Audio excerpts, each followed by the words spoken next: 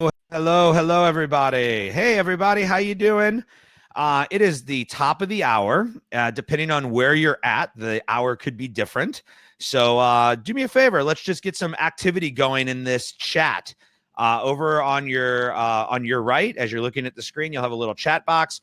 Go ahead, tell David and I where you're from. I'm based out of the Chicago area. David, where are you right now? I'm in Italy right now. Yeah, Italy, back in nice. my All right. family's town. So we covered the world right away, but see where some of you guys are from. Got all over the place. We got Ireland and Tulsa and California, Romania, Minneapolis. Israel. Yes, people are all Wonderful. over. Well, we appreciate you staying up late, waking up early, taking time out of the middle of your day, whatever it is, depending on where you're at. We've got great attendance for this today, so we're going to jump right into this. We're going to be here for about an hour. We're going to try to get into as much of this as we can, and David and I kind of agreed that we'll answer as many questions as we can at the end. So as we're going, go ahead and throw your questions in this chat box. And we're going to be kind of watching those throughout. And then at the end, we've saved plenty of time for Q&A.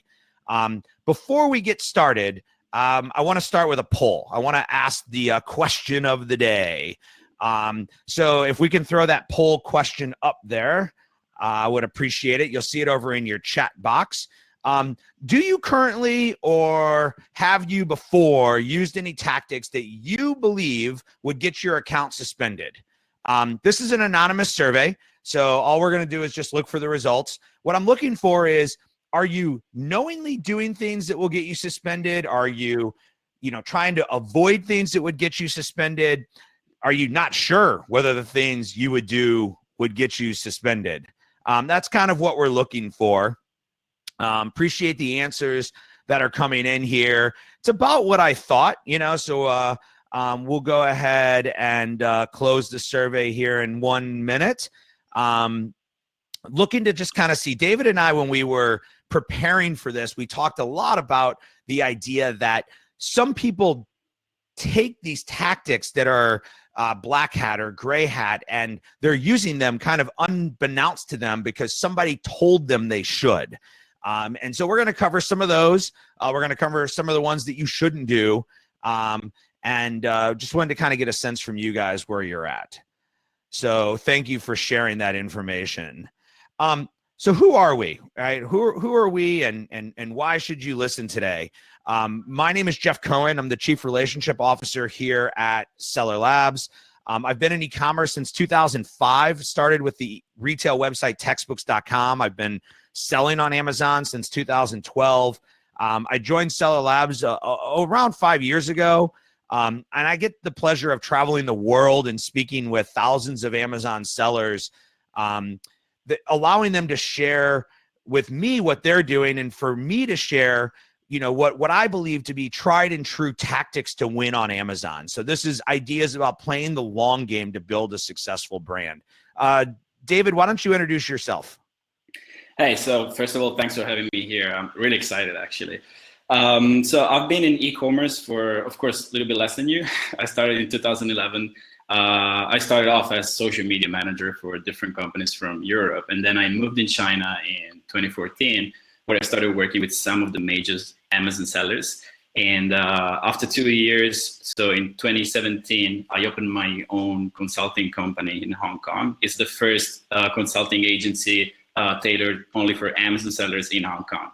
And I've been seeing a lot of things, and this is why probably I'm here, and I'm willing to share with everybody.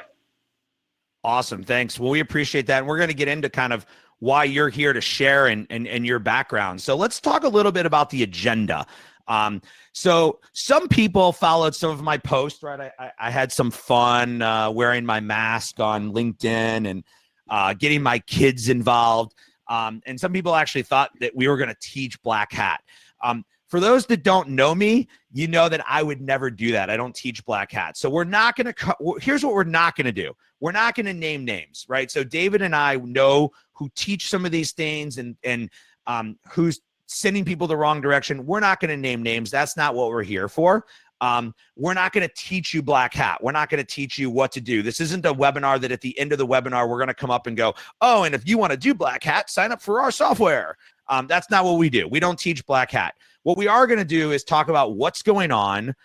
We're going to talk about what you should be concerned about, and ultimately what you can do about it. And I'm already seeing the questions flying in from people with different questions about what they can do about different things in terms of tactics. The reason we're here, not the only reason we're here, but a big reason we're here, is that there was an article that was the culmination of a few months of research by this author for BuzzFeed. Her name is Letitia. And the biggest issue she had in completing this article was that she was trying to gain what they call corroborating evidence, right? So this is talking to people who had firsthand knowledge of what was going on. A lot of times she would talk to people, but they wouldn't go on record, or they would say, well, I know somebody who's doing this, but I wasn't there, or I didn't do it. And to put articles in the press, especially in the US, you have to have corroborating evidence. So in addition, while she was doing the investigation, the Chinese websites that she would look at was like a game of whack-a-mole. We're going to talk about that in here, because she would investigate the website, she would reach out to the website owner, and the website owner would shut down the site. And so she, in the article, she has some different things that shows jiffies and things like that of what the websites used to look for. But one of the people that went on record for seeing these tactics firsthand, knowing some of these people firsthand, was David. So David, how did you get involved, and what exactly was your firsthand experience that you were able to share? All right, so I got my very first knowledge of black hat when I just joined some of the very first sellers in China. And I just realized that the culture among the sellers was to, sometimes use some black hat. You would have, especially in the big companies, this little department or just this one person who was, meant to search for black hat, to search for a way to trick the algorithm, get more sales, get more reviews. And this was 2014. And I was coming from a very traditional digital marketing experience, so I didn't pay attention at first. Also because we as foreigners, we were not really allowed to know anything regarding black hat. We were not said anything about this. So, but then later I realized that there was a huge demand for information, especially from other sellers from the US and from Europe. And that's when I actually started to expose those things that are going on in China. And I don't want to just, refer to China, because black hat is pretty much happening everywhere. So little by little, I started gaining a name, like the guy who was addressing the black hat guys. Yeah. And I think, in China, if you've never been there, there's like kind of two factions of sellers, right? There's the Chinese sellers, and then there's what we call the expats, which are people who live in other countries and have come to China. And I think one of the things that has kind of happened over time is that the expats have finally infiltrated their way in, but also at the same regard, some of the black hat people have found ways to kind of commercialize some of their black hat tactics. And so, Mark asked a question of why is there so much more black hat activity on Amazon? And I don't think that there's more recently. I just think you're becoming more attuned to it. There's a big difference. So the question I have for you, David, is how big of a problem do you think this is? Is this a case of a few bad apples who are getting a lot of press, or is this really the path forward for Chinese sellers? Well, as I said before, pretty much almost any seller was trying to do black hat before. The thing is that there were less sellers, and Amazon was in 2014, just not as hot as it is right now. Now we have so many sellers in Amazon. So as you said before, there is still black hat. There's always been black hat, and there will probably always be. There will always be a system to trick. The thing is that more people know about that, and more people are affected. Right. I have an agency, and every 2 clients that I have, one of them has been affected by black hat, and it's terrible. And every 2 leads that I get is someone is approaching me because they have no clue of how to fight black hat. So this is a real struggle right now. So if we want to talk about some numbers, well, people say that Black Hat right now, it's in the hand of less than 100 sellers in China. The huge problem, and I'm not the only one who's saying this, is that those few sellers, let's say few because there are hundreds of thousands of sellers in China, maybe millions of sellers, they are spreading this information to others, and they can sell this information or just teach this information. So it's a huge business. Why is it so big right now? Because the opportunity to make the dollar is as big as it's never been before. I mean, Amazon is just growing, and it's just a big opportunity here. Yeah, so Shannon is asking for some examples of black hats, and we're going to get to the tactics because I think that it's important, but I think we need to set the framework a little bit more before we do. So there's a website called Marketplace Pulse. On Marketplace Pulse, they estimate that 60% of new sellers are coming from China, which is an astounding amount of what's driving new sellers on the platform. And what I think is important for other sellers, non-Chinese sellers, to understand is a little bit about this idea of, like, we call it black hat, we call it cheating, but like it's really a cultural difference with China. So can you kind of explain this concept of this culture in China that's kind of said that cheating's okay? Yeah, so this is something maybe hard to understand from a Western point of view, especially if you've never been in China before. So it works like this. Sometimes it is okay, you know, to cut the edges, the corners, to take the shortcut, even though it might hurt somebody else or it might affect negatively somebody else and somebody else's business. Just because what really matters is that you get there. In a Chinese point of view, let's say. And this is something that I really realized when I was living there. Just because the competition is so fierce, there are so many other people out there, so many other sellers, it's overcrowded. So at one point, at some extent, it doesn't really matter how you get there. The most important thing is that you made it. Actually, if you can find a shorter way, if you can find a shortcut, actually you're even the hero, it's even better. So people actually appreciate taking the shortcut. And this is reflecting in all the culture and the daily living in China. For example, cities are very crowded. You have to push your way around in the metro, in the subway. A lot of things like this. And we can talk here for hours about politics, etc., etc. I would just like to bring one example. It is a book written by a Chinese very good author. I think it's called The Battle Hymn of the Tiger Mother. I actually linked this book on one of my articles about the Chinese sellers, and she was explaining how her kids were raised by her with very strict rules, and they had to always strive to be number one. So this is what is happening. There are so many others out there. You have to be number one at school, at work, and anything you do. Yeah, Frank said it. He said in China, cheating is not just okay; it's expected. And I think that, we also published an article that was co-written by somebody both David and I know, called The China Gold Rush Frenzy. His name's Noah Hirschman. And Noah really outlines kind of a historical view of how things have changed in China, which has kind of led to this culture of fighting to get ahead. Like, I don't even know if they consider it cheating, right? And like the example I used was, if I was playing Candyland with my kids and they cheated, I would tell my kids, you're cheating, you can't do that. In China, they would reward their child for coming up with a creative way to get to the end without following the exact path. So I think to kind of summarize this, what I would say is that David wrote a great article. We wrote a great ebook with Noah. And if you want to understand a little bit more about the Chinese culture, which I think leads to some of the tactics that we see, it's some good extra reading. But today we're really here to talk about like the different tactics. And so, there's this difference of like black and gray and white. Let's just start at the beginning and talk about like, what is black hat versus gray hat versus white hat?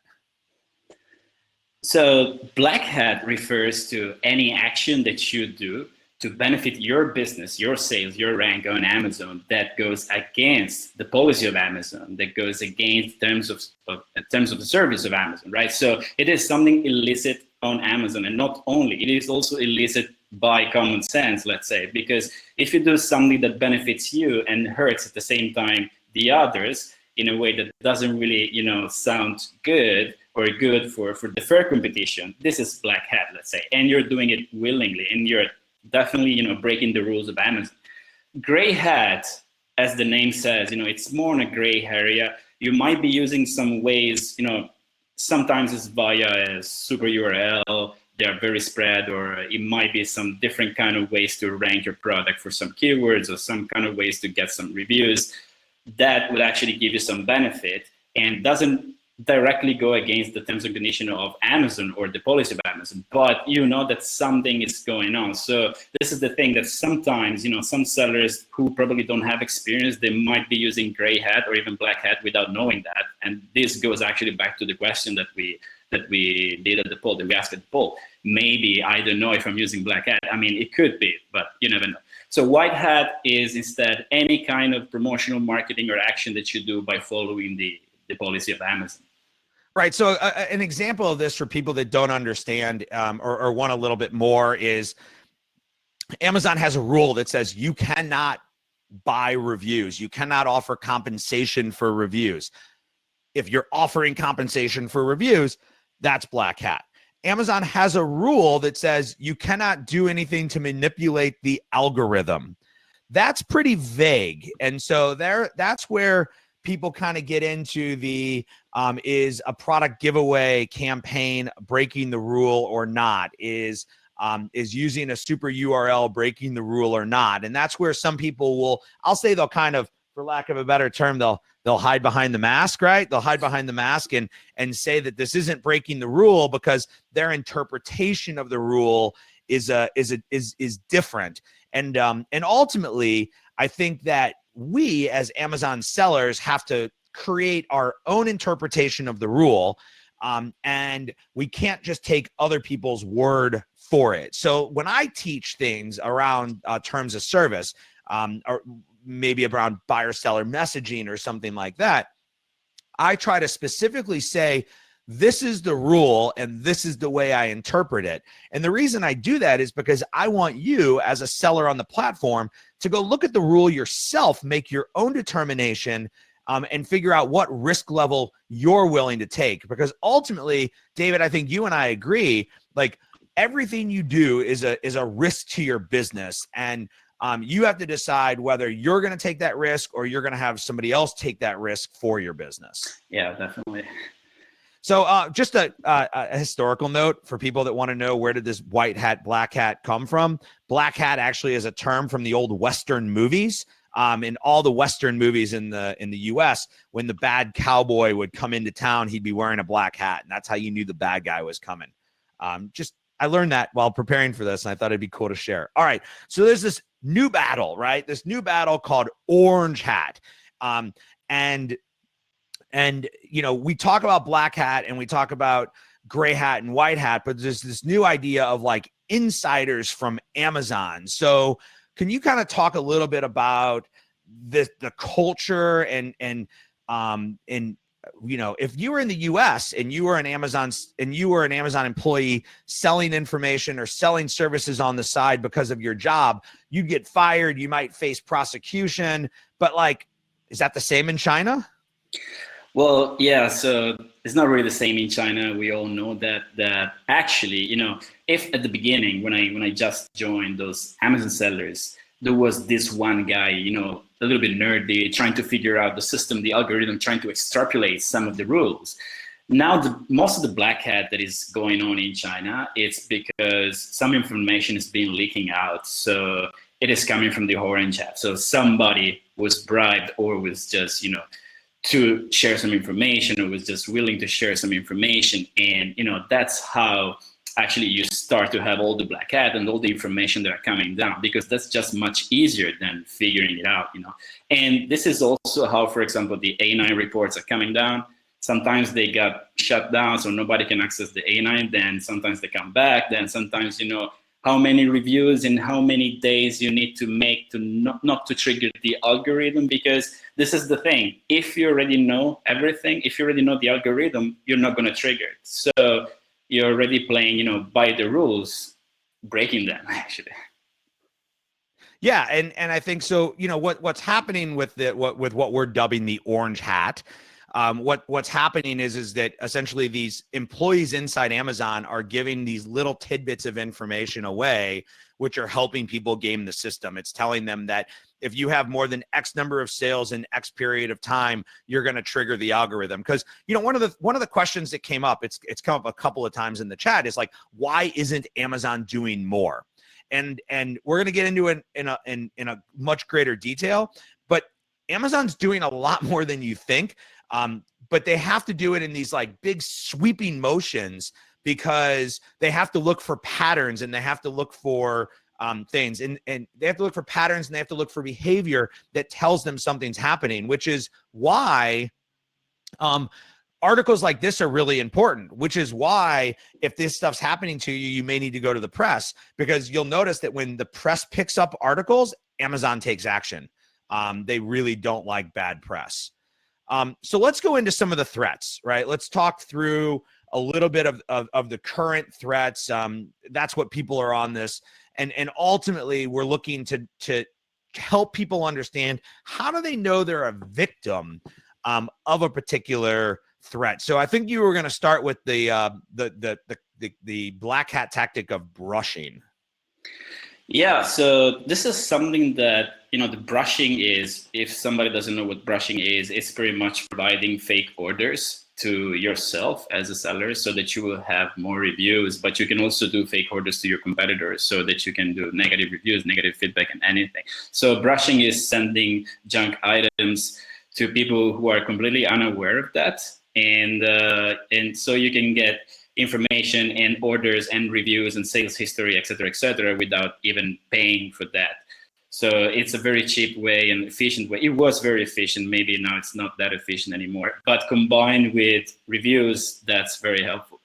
There are other ways, of course, to recognize that you've been attacked by a black hat player. And the most obvious right now and the most common is, of course, listing hijacking. This is terrible. You build up your sales history, you launch a product, you spend so many months, you did your research, you source your product, and then bam, somebody comes and steals your buy box and steals your sales. And they sell the product a little bit cheaper than you. Maybe they're your competitor, maybe they are somebody from China, maybe they're your supplier. You never know that. So sometimes they even change the content on your listing. If they really want to do something, this is vendor central abuse. They can change the image on your listing. This happens so many times. So it's really bad what's going on right now. And these are some of the most typical black hat attacks used right now. Yeah, so let me kind of explain brushing for people that didn't pick up on that. Essentially what happens with there's two, I think, main techniques. One is brushing, the other is zombie listings. You kind of talked about both of them. Brushing is essentially when you trick the Amazon system into believing that orders are occurring, either by creating fake accounts or just following a process that tricks the system. The other is zombie listings, which is where a listing on your site either gets hijacked, right? So it's a listing that you own and you currently are selling, but you wake up one day, the title, the photo, and the bullets have all changed, or it's a listing that you've let die and somebody else has picked up and is using that as a way for them to sell their products. So you go to the listing that is trying to sell mask, and you're buying Bluetooth headphones, right? Yeah. Like you read all the reviews, and the reviews talk about a mask, but the product being sold is a headphone. So let's talk a little bit about Chinese click farms, right? And how they alter the game. There's been a couple questions in the system about this. What can you share about these click farms and how they alter and game the system? Well, okay, so if you think that a Chinese click farm is, a guy, sitting in front of 100 phone screens clicking or having a weird machine doing the clicks, well, then yes, you're right. It's exactly like that. So there is a lot of, accounts. They are doing clicks here and there. But the thing is that this kind of system doesn't really work as much as it used to work before. For example, add to the wish list doesn't really work so much right now. Of course, add to cart still works. It's in the algorithm. It will always very much work. The views of the page, but also one thing that I wanted to say is this. Okay, on the wish list. Oh my god, I kind of forgot that thing that I wanted to say for.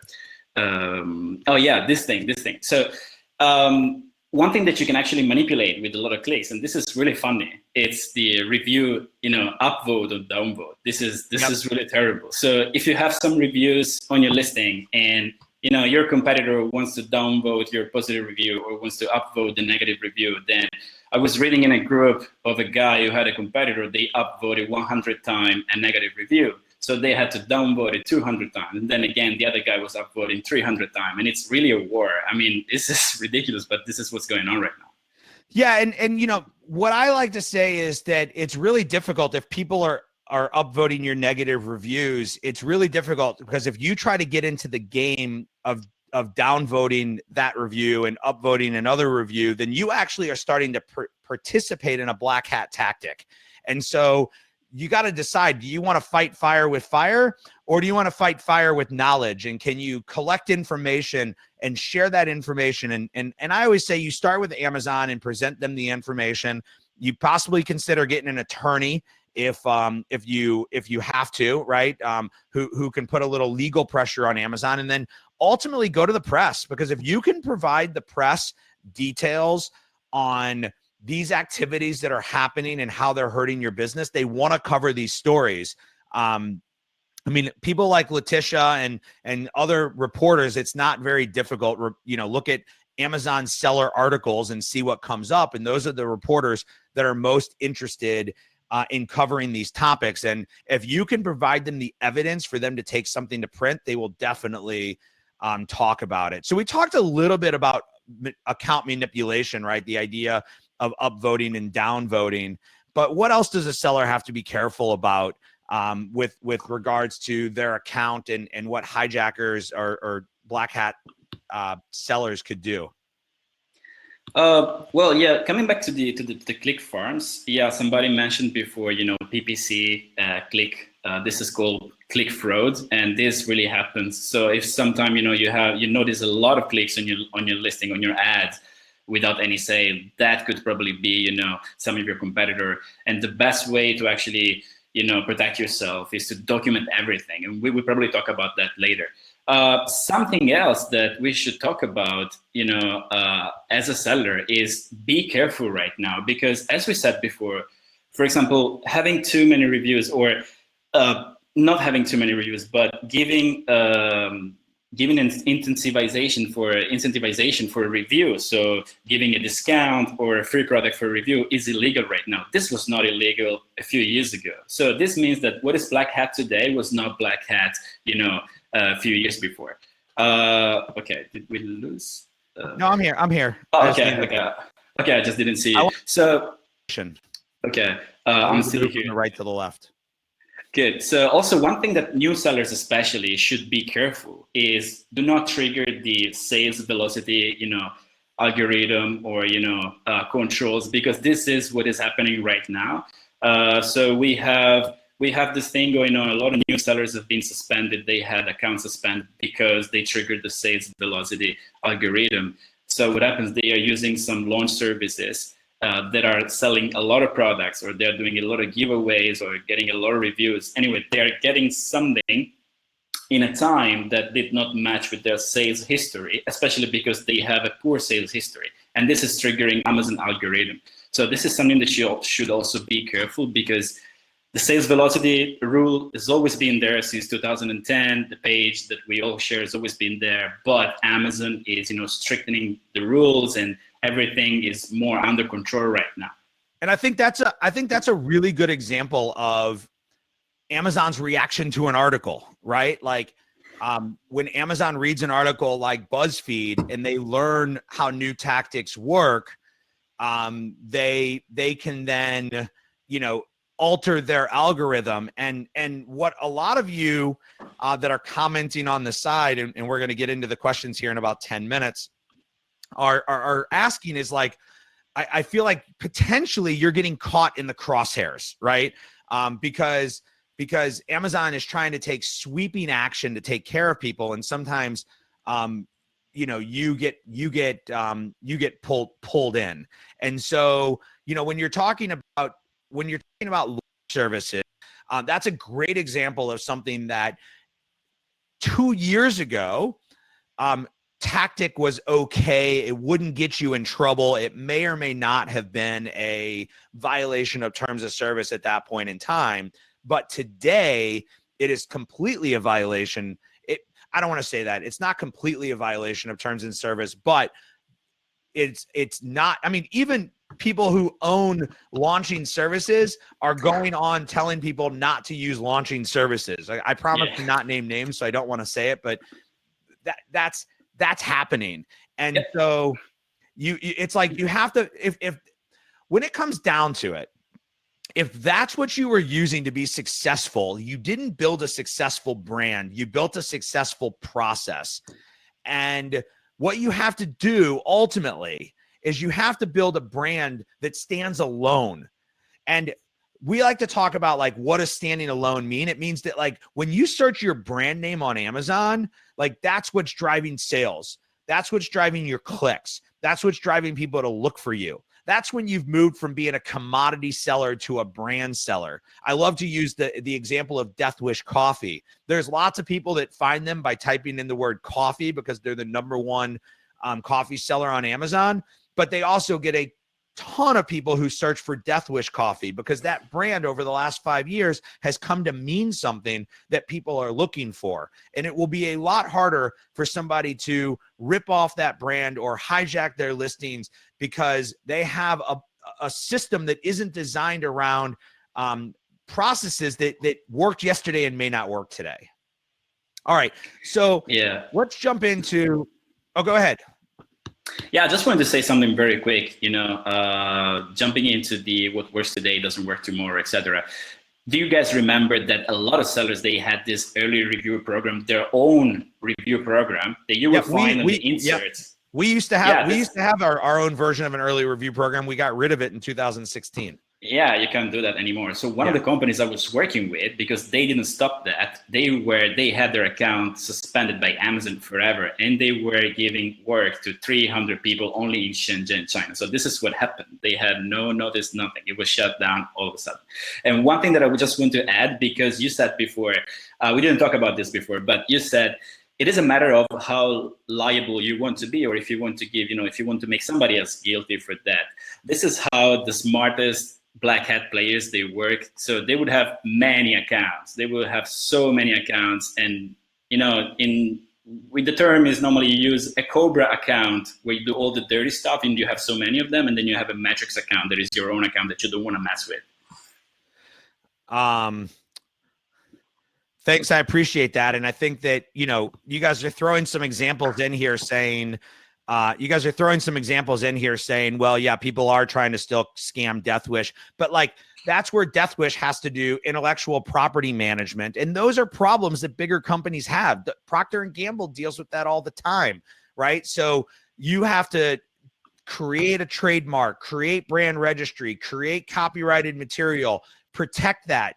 And like, yeah, it'd be really simple if like, oh, I have brand registry and now nobody messes with me, but that's not the way that it works. You still have to, actively police yourself. Amazon is not, they're more in a reactory state than they are in a proactive state. And I think that as sellers, we want them to be in a proactive state. I'll say this, we always want them to be in a proactive state until they catch us by accident. And then they're like, why are they being so proactive? So two things before we move on. Elizabeth asked, why early reviewer programs are unsafe. They're unsafe. So the only safe early reviewer program is the one that's officially by Amazon that you pay $60 for. Yeah. If you have your own community and you're offering products for free or a heavy discount, and then asking people to write reviews, you're breaking the rules of Amazon. And remember, when we talk about the rules of Amazon, there's the letter of the law and there's the spirit of the law. And so you have to kind of understand both the letter of the law and the spirit of the law. All right, let's jump into Amazon's reaction so we can wrap up here and get into this crazy chat that's going on the side, all right? Let's talk a little about a bit about Amazon's reaction. And what I like to say is, this goes back to Newton's law of physics, right? Every action has an equal and opposite reaction. So while Amazon might not be quick to react, they do typically, get it right in the end. But that ultimately makes it harder for everybody. And so, let's talk about like, what are some current reactions? We already covered banned incentivized reviews. I don't think we need to talk about that. Let's share a little bit more about like the sales velocity report that's been around for a while, but has some new metrics to it.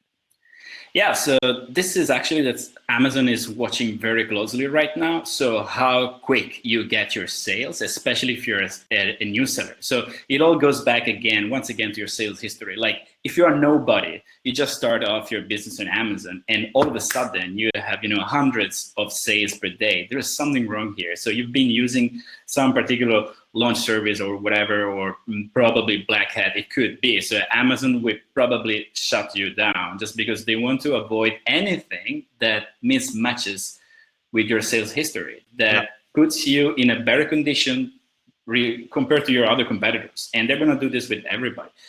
Now, one thing why also, actually we're not that sure that the suspension might only be related to the sales velocity. And there's a reason why. Some of the launch services might be using the same pool of users with the same name, with the same address. They definitely are. I mean, we 3 years ago, we owned one of the services, and the people that were in all the Facebook groups and all those launch services, they're all the same people.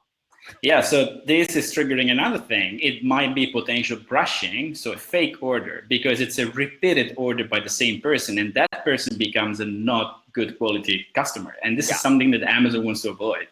Yeah, I mean, listen, I think that if you're still using launching services to either bump your product or launch your product, I would say that you need to find a new process. Like you need to find a new process and stop doing that, because it's not working today and it's only getting harder. Let's talk a little bit about brand registry. You recently wrote an article. About brand registry. I think it's one of the first gatings that you need to do for your brand to start protecting it. Can you talk a little bit about brand registry? Yeah, so any seller can apply for the brand registry, and I think that this is the basic requirement for any sellers. I mean, today with the jungle that we are selling in, just because it's Amazon, it's really a jungle. There's a war out there. You have to be at least brand registered. And then there is another kind of protection. There's brand gating, but that's not for everyone. Probably most of the sellers will never get there, but at least you have to have brand registry. And this is going to put you on a better level if you have some issues with hijacker. Unfortunately, it doesn't really always work 100%, but it definitely helps you, and it is very easy to be made. And I think that you already mentioned this thing, the branding, the good marketing, the good sales. You have to treat this business as a real business. So you have to take the good protection that you need. I mean, you have to register your trademark, you have to register your brand, and you have to protect yourself, because when you are in the right niche and you're starting to make money, then anyone can copy any product. So you have to start, taking some protective actions for yourself before this happens. And this will make the whole process much easier, and always be proactive, as you just said before. Yeah. And I think, everybody wants this holy grail of like product gating, brand gating. Remember, Amazon is a marketplace. So by its very nature, they want multiple people selling the same product. But Amazon has created some new programs as of late. One is called Project Zero. One is called Transparency. And these are programs that are designed to allow a brand to create a chain of custody. That's the right term. A chain of custody that says, I'm the manufacturer, and here is how the manufactured product got from my manufacturer all the way to you as the consumer. And that's a lot of time when you talk about doing like buys against people who hijack your listing to prove that their product is fake. That's a lot of how you can today you do the buy and you say, hey, I'm the manufacturer and this product is fake and here's why. In the future, it's going to be like, do you have transparency? Because if you do, it's like a QR code, and there's no question if the product shows up and it doesn't have a QR code that it's fake. So, that's, I think Amazon is taking some steps. I think the question that I have to kind of wrap this section up is, do you think Amazon could or should do more? Since we can't just make baseless statements, I'm going to ask you to actually, discuss what they could do with some detail. Like you can't just say they should do more. Well, I think that here the question, because we all know Amazon and, they have their time. They are an amazing company. They're one of the top companies in the world. The real question is about what you as a seller can do. And, there are some DIY, methods to protect yourself. Of course, register your brand, register your trademark, etc. But for example, let's say somebody has hijacked your listing. If you don't want to pay another black hat guy to remove the hijacker, because there is also this service, but you would, just do more black hat. If you don't want to do that, you can do it yourself. You can buy the product and you can file a complaint to Amazon showing that it's actually a fake product. Now, this might take a while, especially if the product is coming from China, but still it works. One thing that you can do is this: you can actually hide your brand logo inside the box in a place that is not seen from the outside. And this is also giving you an extra protection, because you need to open the box, and then if the product is fake, of course, they will not have this logo outside the box. So yeah, it's more about what you as a seller should do. Also, because we should be really aware of that. Amazon right now is too big. There are too many sellers. They will never be able to catch with everyone out there. So let's talk a little bit. Let's give some specifics for people that want to understand whether they're the subject of an attack. What are some metrics they could be looking at within their account, within their Quantify or Seller Central account? Okay, so you guys might want to write this down. So you always have to be careful and watch closely first. Your buy box percentage. If it goes anything below 90%, then there is something wrong, especially if you're the only owner of that brand. You should always monitor the negative feedback, negative reviews of yourself and the competitors, also positive reviews. If you have some fishy negative reviews, or if one of your competitors got too many positive reviews in a very short period of time, that's not normal. You always have to match the content and the images of your own listings. We were talking before about the zombie listings that could happen. Somebody is taking over one of your old listings, close it down if it's not selling anymore, and see that your current listings are not hijacked. Always monitor your inventory, because sometimes it happens that you will have something different than So constantly monitor that. And always monitor the entry of new players in your niche. There might be some new player that within a day got on the first page for the main keyword, and that's also not normal. Probably because they're launching some kind of ranking services or launch service that is not allowed, et cetera, et cetera. Yeah, so I just want to reiterate, because I've seen a couple questions come in. I'm going to speak specifically to you, Tyler, since you asked this. Was Amazon's hijacked your listing? Remember, if you have brand registry, that doesn't mean that nobody else can sell on your listing, right? If your product, and you said Tyler happened to say that he's a top 50 seller on Amazon. If your product's available for sale in other places and you haven't locked down your distribution system, your distribution process, or anything like that, and they gain access to the inventory, they have the right to sell it. Brand registry does not prohibit you from selling, somebody else selling. What it does is it starts to create a chain of custody to create hierarchy in the listing and things like that. So if other people change your stuff and you change it back, they know, oh, that's the brand owner that changed it. You have to buy the product and tell whether the product they're buying from you is real or not. And if it's not real, then you have to take action, possible legal action to get that taken care of. Wow, we covered a lot, and hopefully you guys got something out of this. The questions coming through are kind of cray-cray. I learned that from my kids that I sound hip. but let's jump into some questions here. So we've pulled a few questions out. We're going to start diving through these. So one of the questions was, we're focusing primarily on private label. Are there any suggestions for wholesale or arbitrage models to deal with hijacking? So David, you want to, I got some opinions, but I'll let you kind of start. I don't really, I will let you go first, right?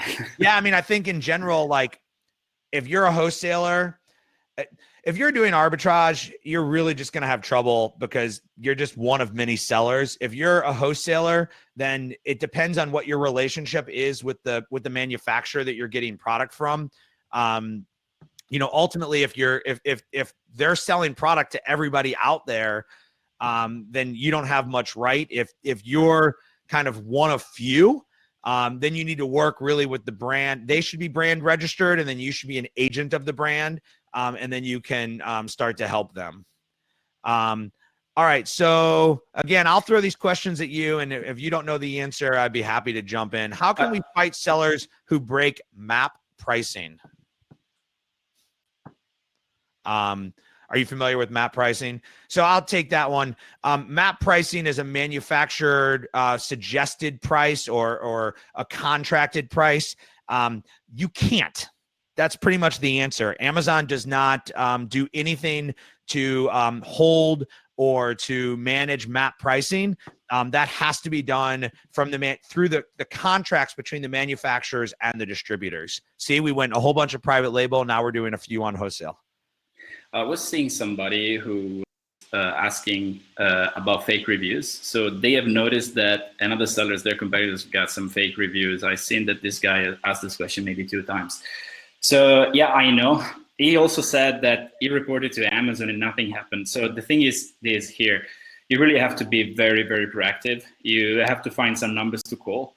In my experience, the best way is just to find some numbers. Now, which number, I don't know. I mean, it depends on what kind of category, etc. You try to find somebody, ask in Facebook groups, always be proactive. There will be somebody who knows which number you have to call, and try to show with some documentation. So do screenshots, do videos, video recording. Remember with Amazon that Amazon is about the customer experience. So if you call up Amazon and go, this guy's doing this and he's hurting my sales and I'm not able to do this, Amazon, guess what, guys? Amazon doesn't care about you. I'm sorry. I'm sorry that I said it. And if Amazon, if you're on the line, you guys can get mad at me. But the truth of the matter is that you don't care about the seller. You care about the customer.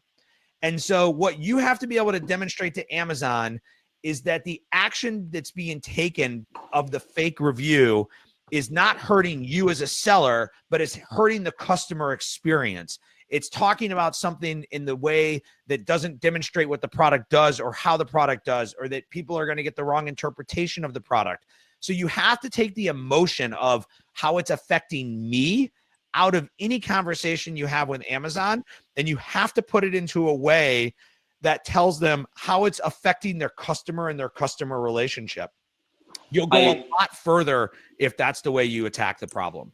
Yeah, I want to add something for the reviews. When it's on the other side, instead you are getting some positive reviews, think about it. So first of all, now Amazon is changing the weight in the algorithm that each review has got. For example, a 1-star review has got more weight than a 5-star reviews. And also, this is also something that you can get by common sense. I know some sellers, they had 1 negative review, but this negative review had a very long text and some images. It was 1 star. Then they provided with some Facebook group, a lot of reviews, like 4 or 5 or 6, but still the conversion rate was very bad. Why? Because those reviews, they were not real review. It was just 2 or 3 lines. This is not going to solve the issue, because from a customer point of view, you see those reviews, you see, okay, they are like 2 lines. It's probably fake, right? So you really have to treat it as a business. You have to take it seriously. If you have a 1-star review, the best way to counterattack this one, it's probably not a 5-star review. It's probably a 4-star review with a very huge text, with some videos, with some images that really addresses the issue, but eventually says that your product is great. So always try to use your common sense and try to be serious in your business. All right. So here's a question. Are deal sites a bad idea? So we talked about launching services. Let's kind of separate a launching service from a deal site. Do you think deal sites are a bad idea? So I don't think that specifically a deal site is a bad idea, even though I heard by a very authoritative person that Amazon doesn't like external traffic. And this goes against the data that we have, because we know that 30% of the traffic on Amazon comes from Google, right? Or from referrals. So a lot of traffic is coming from the referrals. So why they don't like external traffic that might be coming from Facebook? I remember the selling from Facebook and Amazon, it was really hard. I mean, you can make huge numbers, that's no doubt, but if you're a beginner, it's really hard. Deal website, they are bringing external traffic to Amazon, and they are giving the power of the deal itself to somebody else, not to Amazon. This is why Amazon doesn't like it. And Amazon is working on making their own, before, 5 years ago, there was no like earlier review program. There was no, you couldn't do the deals yourself as easy as you can do right now. You couldn't do influencers marketing within Amazon. You didn't have so many brand tools to do brand marketing, and now you have them. So that's why it's probably in the long term not the best idea. This is what I think personally. But yeah, still, we lost you on the video, so you might want to turn your video off and back on to see if it reconnects. But the other thing that I'll add to that is that, sometimes you can't control whether you get picked up by a deal site. So you might be running a deal and it might get picked up by Slick Deals, and you might get on page 1 of Slick Deals, and like, is that bad? No, like that's what you want, right? You might get picked up by Reddit. So I think it's a determinate. When it comes down to deal sites, here's what I'll say. What is your intent of the deal site? If your intent is to manipulate the algorithm by giving away a heavily discounted product using a special URL, then don't do it. If your intent is to move some inventory through a discount at a reasonable discount, 10%, 20%, 15%, and it happens to get picked up, then that's a natural thing, and Amazon can see where that comes in from. So I think it depends on the site that you're using, the quantity of the discount, and those type of things, more than it really is like, are you giving it away at 90% and asking for reviews? And you can also, if you're gonna do things with coupons and you use a tool like Feedback Genius, you can also set a filter so that you don't ask for reviews on things that are generated as coupon sales. And so that's kind of another thing you can do too, which is like, you can kind of say to Amazon, like, hey, I know I'm driving sales with coupons, but I'm not even soliciting reviews from those people. And we have a filter that we built in for that, just so you can kind of add an extra layer of protection. Can I answer one? What's that? I can answer one question here from D. Yeah. Do you recommend using third-party review service at all, or they can still be used carefully within Amazon rules? Well, that's going to be really, really hard to use a review service. I mean, that's really hard. I mean, if they have a way to stay within the terms and conditions, then I think that some people are getting confused with like a launching service that's generating reviews and like soliciting reviews from your organic buyers. Cause I saw a couple of questions and kind of got into a conversation. So let's just separate the two, right? If you are giving away products at a discount, if you are giving away products and paying people back on PayPal, if you are selling products to your friends and asking them to write reviews, all of those things are prohibited activities that will get you in trouble if you get caught. If you are selling things organically or sponsored ads or such through the Amazon system, and you are asking for reviews on those products, that is completely within the terms of service. Now, I stated earlier, and I made it very clear, that if I'm going to tell you something's in the terms of service, I'm going to provide you the evidence of that. So Caroline will throw a link in, sellerlabs.com/TOS, which will outline where all the rules are about buyer-seller messaging and why we believe that it is completely your right as a seller to ask for reviews. And so I think there's some confusion when people are saying a review service as to whether they're looking to solicit reviews or they're looking to give products away for reviews. So you mentioned the idea of PPC click fraud that caused a little uptick. And so there were actually, you mentioned a couple of things, and there were people asking for how do you prove it? So how do you identify PPC fraud? How do you identify upvoting, downvoting? Are there ways to identify those type of behaviors? When you're looking at the data. Yeah, it all goes back again to the history. So you have to make a careful documentation of what was before and what's right now. For example, I mean, the upvote, if you get 100 upvote in one day or downvote in one day, this is not normal. So you really have to be careful in taking documentation, like screenshots of what was before and what it is right now and what's going to be tomorrow. And for click fraud as well, the best way is actually to take screenshots or to make videos to show out actually your history, your trends are going, and then you have this one day when you have so many clicks but 0 sales. I mean, this doesn't make any sense. So you can just report to Amazon. Sometimes it works, sometimes it doesn't work. I'm not saying, here this is the thing that you can never be sure about those things. So the real answer is you can never be 100% sure, but you have to do your best to try and you have to be proactive. Yeah, and I also kind of say, like, sometimes you have to do it more than once, right? Because you get told no, but you got to ask again. All right, so if you don't know the answer, I can answer this one. Is using the term Amazon exclusive in the title of a product against terms of service? I think there are some words that are actually banned. You can't use them, like iPhone, for example, Apple, all the brands, all the registered brands, and this is you can't really make exclusives that it's exclusive to Amazon. I just like, again, like, what's your intent of doing that, right? You're trying to trick the algorithm in some way, shape, or form. Just talk about what your product does. I don't know. Let's see here. Do you think Amazon's pulling from China would help the black hat problem? So now that Amazon's kind of pulled out of China, and they pulled out of China as a marketplace, but are they pulling out of China as an office? So this is the thing. They're not pulling out of China as an office. They're just pulling out of China in July as a marketplace, but they're leaving the Kindle open, so they will still sell the Kindle. Now, we had a huge discussion for this topic. Why would Amazon, leave that little piece of the cake that is still a very big cake? Some people said Amazon has admitted that they've been defeated by Tmall and JD and Alibaba. I don't believe so 100%. Definitely, if a marketplace is not profitable for you, it's best to leave. But there are other ways to fight for the marketplace. Some people said that it might be to give less information to the people that those black hat tactics, orange hat are leaking from.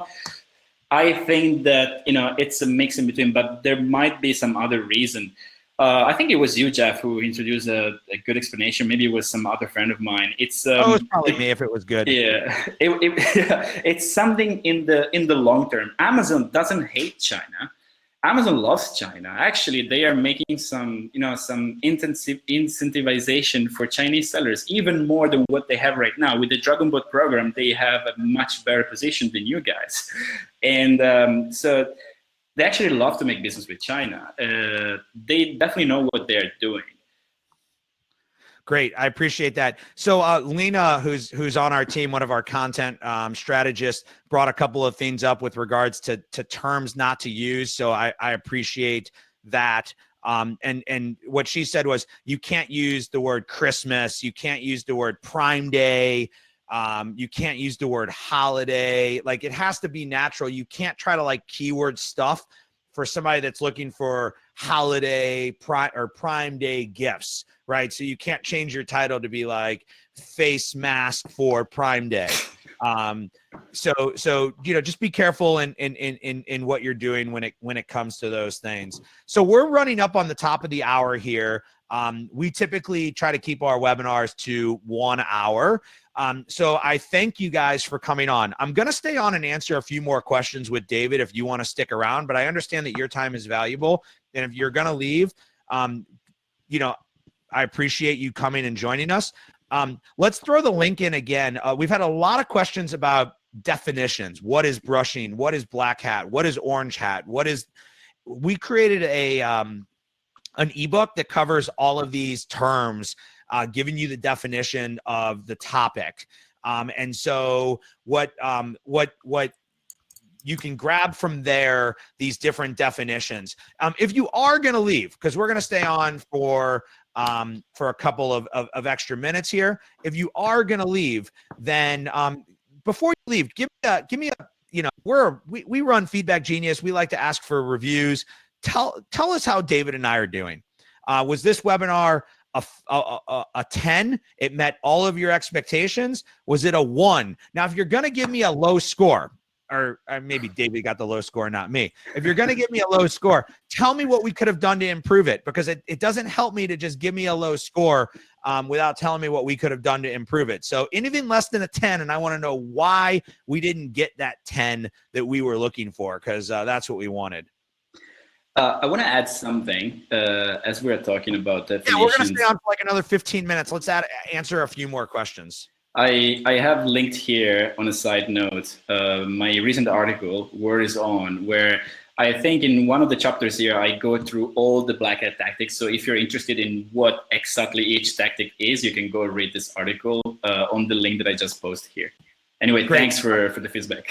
Yeah, no, appreciate that, David. And I think, that's really what we wanted. What we wanted to do here was really just get people understanding what these are, since there's so many questions and such in the group. One of the questions that just came in was, if I sell Christmas trees, can I not use the word Christmas? No, you can still call it a Christmas tree, but if you sell a mask and it's not a Christmas mask, don't try to sell it as a Christmas mask, right? And it's not a Prime Day tree in July. It's still a Christmas tree. So you can't just switch that. Can I answer one? So let's jump into a question around velocity report and flagging. Is the ASIN or brand related? We plan on driving a ton of external traffic to a new product next week that will generate a high velocity of sales for a few days. We will store, or will the store or ASIN be flagged even though the store has proven ASIN history? So this is asking about the new velocity reporting, and if you're kind of pushing external traffic into it, maybe from your own website or email list, is that something that might set off your velocity reporting? Yeah, I mean, we talked about that before. I mean, just be careful. Just don't stack. I think the answer for both of us is we don't really know, because this has only been out for a couple of 2 weeks now. I mean, I know the velocity reporting. The velocity reporting's been around forever, but the cranking up of the velocity reporting has really only been around for a short period of time. I really want to take personally also one question here, because there's more than one person asking this question. So they said we were expecting a higher level of black hat information, especially when it comes to defend yourself. Now, the thing is this. Why we're not going into the details of black hat? Because for you, as a private seller, the best way to fight black hat is to ask help of Amazon, because Amazon is the owner, right? If Amazon doesn't respond, what can you do? You can counterattack? No, because that's black hat. You can protect yourself. If you want to counterattack, you can do that.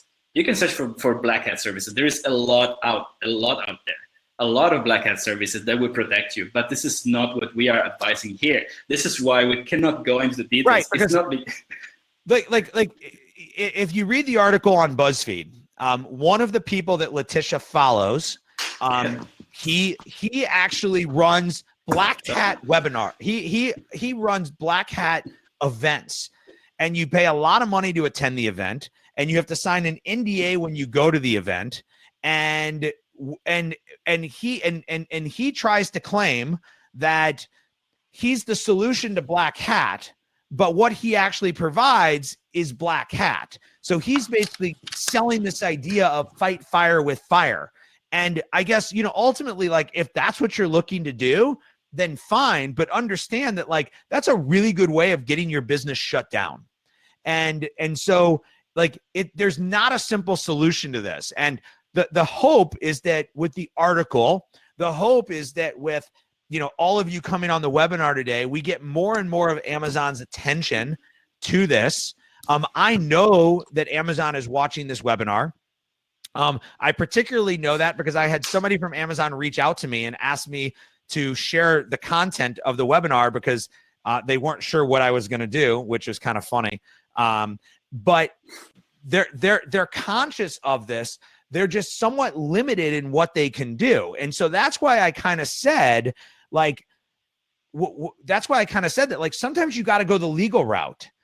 You've got to collect the data, and you've got to work with attorneys, and you've got to look at that route to protect your business, because ultimately you've got an investment in what you created, and to take the risk by going black hat isn't worth it, but you might have to pay. I mean, I talked to a lady yesterday who sells in a category that her listing became a hijacked zombie listing, and she's probably going to have to hire an attorney to get that listing back.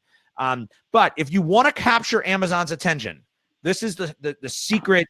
I guess if you left, you missed it, right? This is the secret. If you want Amazon's attention, you go the legal route or you go the press route. And so you get a certain amount of attention when you come at them on your own. And again, make sure you're directing it not about how it's affecting your business, but how it's affecting the customer. I want to add something here. Yeah, Simon, I'm in Italy right now. You can see it here. All right, it's just a darker light. So I'm not in China. It's not 3 a.m. It's 9 p.m. So I want to add something very important here. There is a lot of services for Amazon lawyers right now, and this service is starting to come out since the past year. Why? Because there's a lot of unfair competition on Amazon right now. So the new services of consulting, Amazon lawyer consulting, is flourishing right now because there is a demand by those guys who've been attacked by black hats. So use them. They are very successful. I can suggest you at least 3 of them. I know some personally. I've been speaking at some same conferences, but this is the thing. You as a seller, once again, you have to take this business seriously. It is serious. It's about your money. You have to update yourself. You have to inform yourself. Go to the conferences. Go do some networking. Understand what's going on. Yeah. So I would say, I mean, you and I probably have one that's the same. And we said we wouldn't name names, but this is a positive naming of names. So I think one you were talking about is CJ Rosenbaum. He's got offices in China. He's got offices in the US. He actively is marketing and promoting against these guys. He does take it from a legal perspective. And we can share others. I guess it depends on whether you want to go from a legal route or you just want to go from a somebody who kind of understands the Amazon system, where you would work with like a Chris McCabe or a Cynthia Stein, who aren't lawyers. They're not lawyers. Just so you're aware, they're not lawyers, but they understand the Amazon system and how to write the language correctly. And they're people that I think all 3 of them are people that both of us trust and have been doing this for a while. I mean, CJ typically gives away like a 10, 15 minute consultation where he'll talk to you. Just tell him, how about this? Yeah, you can contact us and we'll connect you to CJ, or tell CJ that you heard me say that he'd give you free time. That way CJ will just get really mad at me. It'll be funny. But he'd be happy to talk to you about it. I mean, I've known him for a while. One of the questions that came up was that came up in the thing was with regards to your product showing up on eBay. And I thought that was really interesting. So if your product is being sold on eBay for $5 more than it's being sold on Amazon, guess what? Somebody's arbitraging you. They're selling your product on eBay, and then they're probably buying it on Amazon and using Prime to fulfill it, which is against terms of service, but they're probably not going to get caught. And a lot of times they do this in like in bulk, right? Because they don't know what's going to sell. But ultimately, what I would say is that if your product is selling on eBay, guess what you should do? Sell your product on eBay. Yeah, this is one thing that I actually heard from another guy. I think Ryan Mulvaney. He said, if you're not on Amazon, somebody else would be on Amazon with your product. I mean, you have to be there because every marketplace has got a potential, so you got to be there. I just want to jump into something else because go ahead. now we're in free time now, so just jump around. All right, freestyle. So a big issue as a new seller is this. Okay, I might trigger the sales velocity. I can't do giveaways. I can't do this. I can't do that. So what can I do? The answer is this. If you stay within Amazon, you're always going to win. So the best way for you to promote your product, especially during the launch, is PPC. Because Amazon will never shut you down because you spend a lot of money on PPC. Just remember that. Right. Yeah. Well, they still might if you're really breaking the rules. I don't know that it completely protects you. But I think it's so one of the other questions I want to attack that I thought was a really good one was around product inserts. And asking that, what are the what can you do and not do? So what about sellers placing inserts, offering a gift card through an off Amazon email address, buy a test? Listen, here's what I say. Like, what if you have an insert that's offering, like, write a review and email me and I'll give you your money back, or, I mean, just think of this. If your competitor finds that, they're going to take a picture of it, they're going to document it, and they're going to ship it into Amazon. If you do a test buy on a competitor's product and you see them doing something that's illegal, guess what? Tell on them. The Amazon system is really designed for partial self-regulation, for lack of a better term. And if you see that they're doing something, then you might need to tell on your competitor, because it's not like Amazon's going to open up every package and look at every insert and see what's going on. But if the wrong person gets a hold of that insert, then you're going to be in trouble. So hopefully that kind of answers that question. Okay, let's skip everything to the black hat for now. So I don't know, maybe UPC, we can discuss it later. Regarding black hat, somebody was asking what is orange hat. So we discussed the definition before. Orange hat is a kind of information that is leaking from the source, in this case from Amazon. So this is what you mean with orange hat. So you might be using this information that somebody who's working inside this company has given you at your benefit. And this is also against terms of service. All right, so I'm going to ask my team, who I know is on here, if they see any last-minute question, that they should grab it for us and give us a heads up, and we'll wrap with that. Again, you can get a hold of anybody on our team at support@sellerlabs.com. You can get our ebook, which will give you detailed information into all these terminologies. You're going to get that probably through a follow-up email if I know our system correctly. We have some great articles in here from David that'll give you some more detail on some of these tactics. I suggest you follow David in his website, and you also follow me on LinkedIn. That's probably the best place to follow me, and we'll continue to talk about this as we have more information to share. We thank you guys for your time today. We know that your time is valuable, so we really, really appreciate it. And if you have any follow-up questions, please reach out to us at Seller Labs. Thank you all. Everyone have a great day. Thanks, everybody. I think it was really amazing, and especially the fact that there is still 220 people still on. I mean, it's been really good. Yeah, it's awesome. I don't know what to do to stop this thing.